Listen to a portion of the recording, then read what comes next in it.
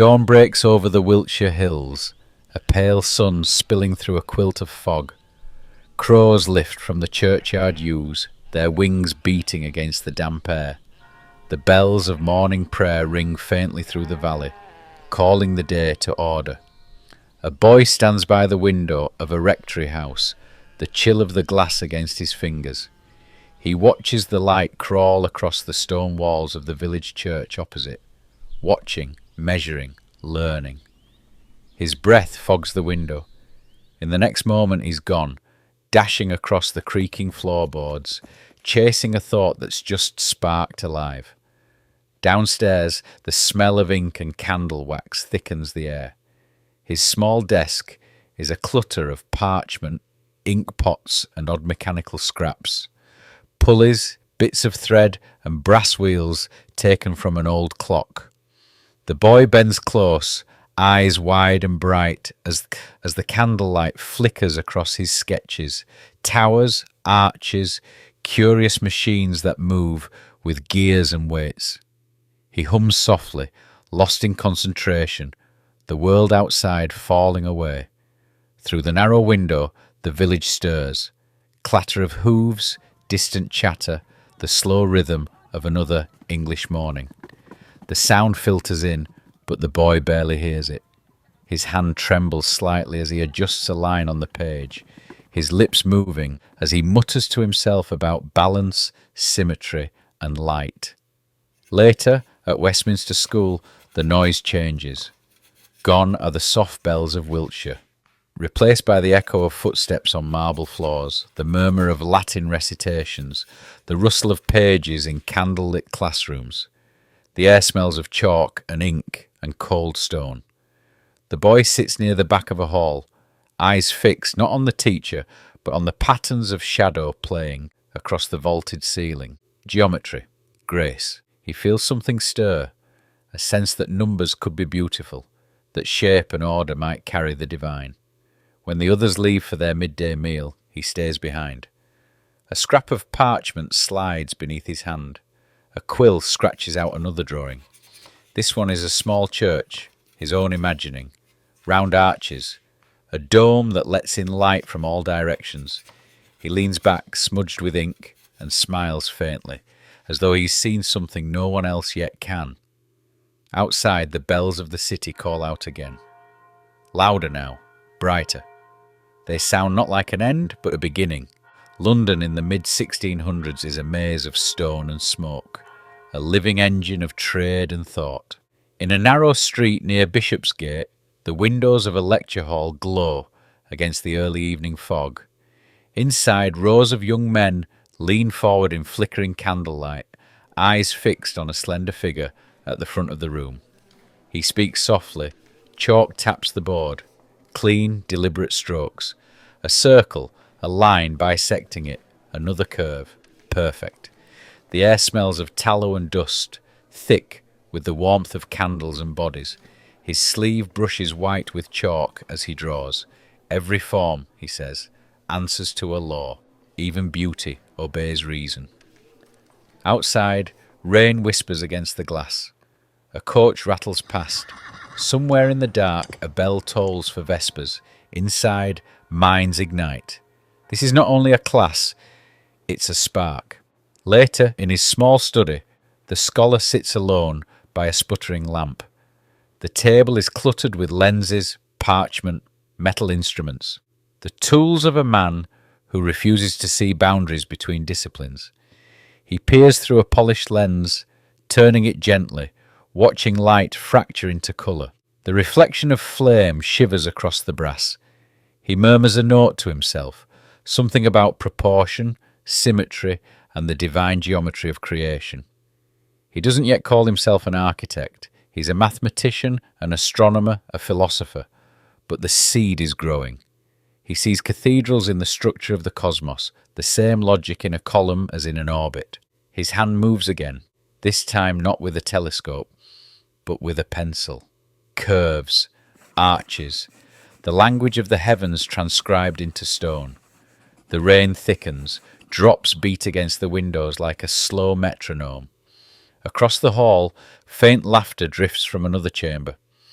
Robert Hooke, perhaps, or young Isaac Newton, arguing about gravity or motion. The air is electric with ideas. The man smiles faintly, the candlelight catching in his eyes. He closes his notebook, presses the chalk dust from his fingers, and whispers as if to no one.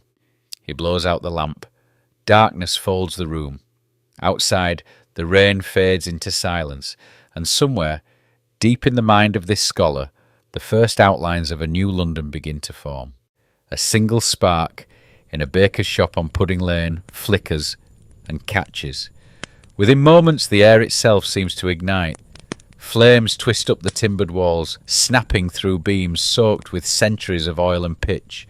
The wind catches, feeding it, bending it, driving it on. A roar rises, not of voices but of fire itself, a sound like tearing metal and thunder rolled into one. By morning, London is no longer a city, it's a storm of flame. The sky is the colour of brass. Ash drifts through the streets like snow. Roofs collapse with a hollow crash. The bells of churches ring wildly, warped by heat. People run in every direction, shouting, praying, clutching what they can carry. From a hill to the west, a man watches. His eyes sting. From the smoke, from disbelief, maybe both. He walks among the ruins days later, boots sinking into soot and splintered beams. The smell of wet ash clings to everything. Walls lean, half burned, against one another like broken teeth. Somewhere beneath the rubble, the bones of the old St. Paul's lie buried. He kneels and touches the blackened stone. Around him, silence, except for the distant crack of falling wood. It feels like the end of something vast, and yet beneath that silence, another sound begins. Soft, almost inaudible. The whisper of rebuilding. Carpenters shout across streets, marking lines in the dirt. Surveyors pace out plots, muttering measurements. London's heart, though scarred, still beats. The man straightens, eyes following the curve of the ruined horizon. He begins to see not what has fallen, but what could rise. Wide avenues, light pouring through open squares. A cathedral that touches heaven itself. He sketches by lamplight that night. Frantic, inspired, unstoppable. Circles, axes, grand plans spreading across parchment like veins of new life. A city reborn from geometry and grace. He sees domes where towers once stood, order where chaos reigned, and in the centre one perfect dome, vast, balanced, filled with light. Outside, the city still smoulders, glowing faintly red beneath the stars, but within the scholar's quiet room something far brighter burns, the idea of London made new. Morning light spills over the scaffold, the city hums below, carts clatter, hammers echo, gulls cry above the Thames.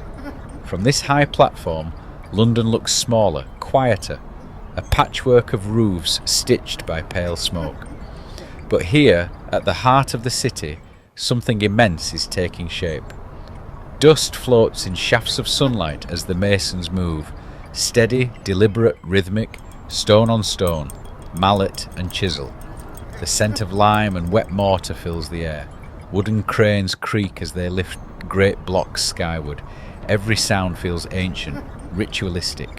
A city rebuilding its faith with each measured strike. He walks among them, cloak whipping in the wind, a roll of drawings tucked under his arm. The men nod as he passes. He pauses beside the half-built wall, presses his hand to the cool Portland stone, and looks up. The dome, his dome, is beginning to rise. At its base, the circle spreads wide and perfect. Geometry turned holy. Above, timber ribs arc toward the sky. A wooden skeleton of what will one day be England's crown. He stares at it, eyes alive with quiet pride and worry both. Every line, every curve must hold, not just in stone, but in meaning. Decades have passed since the fire. The city he imagined is real now, brick by brick. 50 churches rise across London, each with its own spire, its own grace. But this This is the heart. Inside the half-built nave, sunlight breaks through the open frame. Dust motes drift in the air like golden smoke. Workers' voices echo softly. Laughter, curses, prayers. It sounds like life returning. Later, as dusk falls, he climbs higher, the wooden ladders groaning under his weight. The wind sharpens, carrying the scent of rain and river. Below him, the city glows in pockets of candlelight. Above him, stars prick through the gathering dark. He stands at the edge of the scaffolding and looks up through the vast ribs of the unfinished dome. It's as if the heavens themselves are waiting to be framed. He closes his eyes. He sees it finished. Light pouring down in silent columns, voices rising in song. A space that feels both infinite and human. When he speaks, his words are barely audible over the wind. And somewhere below, as if in answer, a hammer strikes stone. The bells of London are different now. They sound clearer, lighter, as if the city has learned to breathe again. Morning light sweeps across spires and domes, glinting off fresh slate and gilded weather vanes. Smoke curls from the chimneys of rebuilt homes. The river gleams, full of barges and laughter. Everywhere there is motion. Scaffolds rising, scaffolds falling, carpenters shouting across streets, the ring of iron against stone. The city smells of rain, sawdust, and new beginnings. He moves through it quietly, older now, though his eyes still burn with purpose. The men tip their caps when he passes. They know him. They call him simply the architect. Around every corner, his hand can be seen. At St. Bride's, the spire climbs like a wedding cake of white stone, tier upon tier, delicate yet strong. At St. Mary le Bow, the bells sing above the marketplace, where merchants cry their prices and children chase each other through puddles. At St. Stephen Walbrook, the dome floats in air, serene and perfectly balanced, a whisper of the grander one up the hill. Each church different, yet somehow all the same, a family of buildings speaking the same calm language. Grace in brick and lime, order out of ruin. He stops often to watch, a mason carving a cornice, an apprentice mixing lime, a painter tracing gold leaf onto a cross. Each gesture feels sacred. London is becoming a cathedral in itself.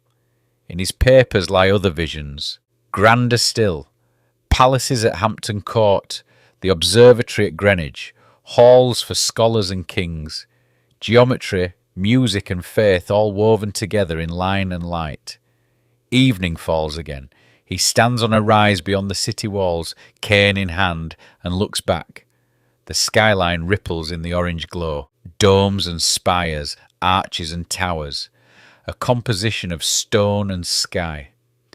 A city reborn, not just from labour but from imagination. He listens.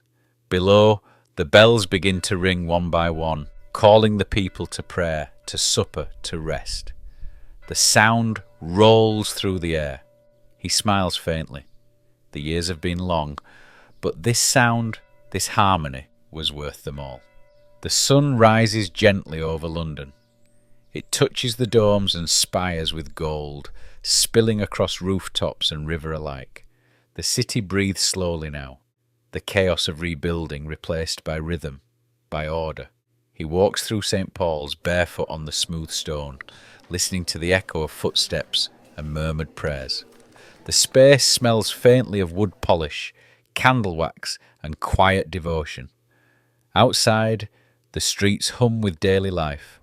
Markets bustle, carriages roll past, children run in puddles left by the morning rain. And above, the bells, all of them ringing together, mark the passing of time. He pauses, leaning on his cane. His hand brushes the stone of a balustrade. He feels it, the weight of years, of effort, of dreams turned real. Every line, every arch, every dome carries a part of him, yet belongs to the city, to the people. His mind drifts. Faces of masons, apprentices, scholars, kings, all who helped, questioned, challenged or cheered. swirl in memory.